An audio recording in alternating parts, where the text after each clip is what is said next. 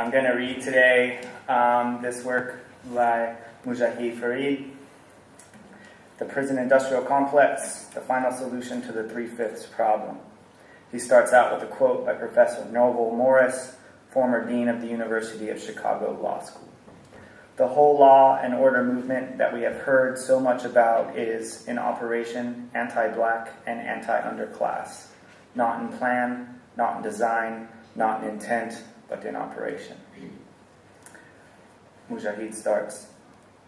It has been observed that history has a tendency of repeating itself. Oftentimes the repetitious cycles come in slightly different format, but the broad dynamics are the same. In these cases, it may take astute observation to recognize a path well traveled. I submit this is the case with the rapidly growing and entrenched prison system. My worry is that prison abolitionists, in their noble dream and quest to slay a mighty dragon and being unequipped for the job, will miss the point and opportunity to address and solve more immediate harms brought by prisons. In other words, I am concerned that prison abolitionists, while focusing on the forest, will miss some very important trees that require studying, pruning, and perhaps uprooting. Ergo, valuable resources miss the historical context. To make my point, I focus on New York prisons for several reasons. First and foremost, I have been a New York State prisoner for the past 31 years. New York is a state which has used prison expansion as a tool for addressing a wide range of social problems, and New Yorkers have a history of social and literary protest to which I have often contributed. I should also note from the outset that while I share many of the sentiments of prison abolitionists, unlike them, I do not reject the presumed inevitability of prisons. In fact, I would argue that putting too much stock and energy in such an endeavor can be diversionary, dreaming a dream. Shortly before leaving office in the early 1960s, President Dwight D. Eisenhower did something that was unexpected and out of character for one with a long military career. He warned the American people about a developing social phenomenon. The warning rang so true that the phrase he coined describing it entered the argot. The phrase, common in social studies, is the military-industrial complex, the MIC. Eisenhower had grown concerned about a threat to democracy when fears of a missile gap with the Soviet Union were promoted to power elites. Eisenhower noted the existence of close conspiratorial relationship amongst military, political, business, and media elements where they assisted each other in perpetuating selfish economic interests. This movement was built on the type of capitalist jingoism reflected in GM President Charles Wilson's earlier statement that, quote, what is good for the country is good for General Motors, and vice versa, end quote. Capitalist expansionism depends on schisms and tricks to hoodwink the masses, and a successful plan usually requires scapegoating. During this period, communists were the designated boogeymen. Once the public was primed with fear of communist hegemony, the Red Scare, they were ready for milking.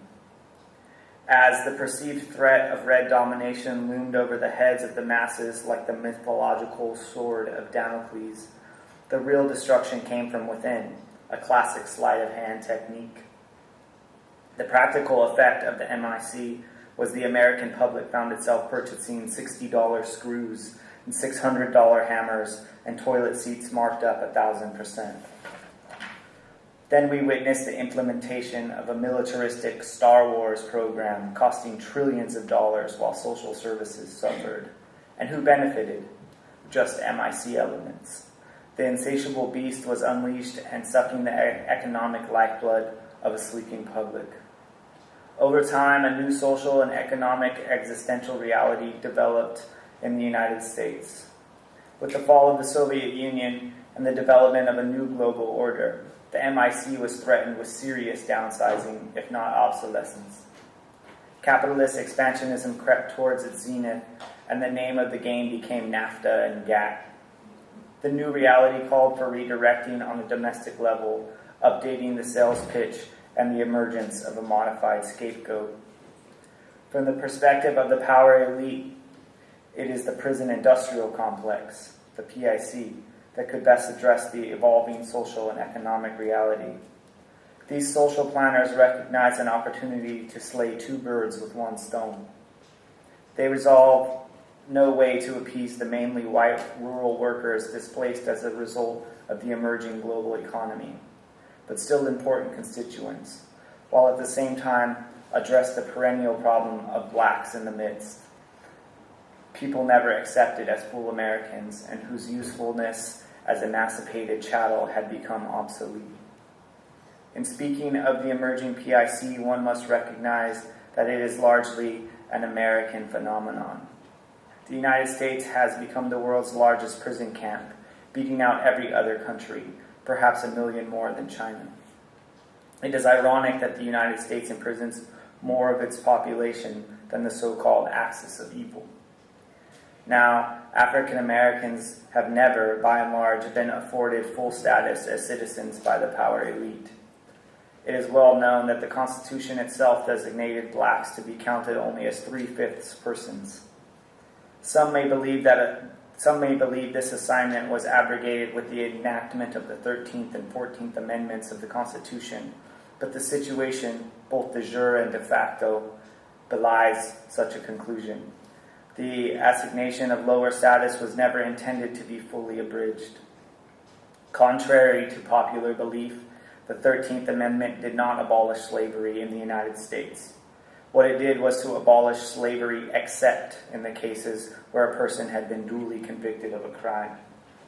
Thus, the peculiar institution remained intact so long as it could be justified by the stigma of criminal conviction. Many social scientists appeared shocked and dismayed when a classic research study in the early 1990s revealed that 1 out of every 4 African American males were under the control of the criminal justice system. Beginning in the same period, a supposedly liberal governor in New York, Mario Cuomo, added more prison beds than all previous governors in the state's history combined. The prison population multiplied almost 4 times in a 10-year period. The crux of the new prisons built in New York during the 1980s and 1990s were built in an area called the North Country. The North Country is 5 counties in the upstate Adirondack region of New York State, reaching from Lake George to the Canadian border. The population of the North Country is almost exclusively white, politically conservative, and economically depressed. Just as MIC proponents conjured an unreasonable heightened fear complex of communist hegemony, so too did the PIC proponents accomplish the same with crime as the issue and prisons as the panacea. But it was certainly understood that a boogeyman was needed, not just in the form of an issue, but in the form of persons.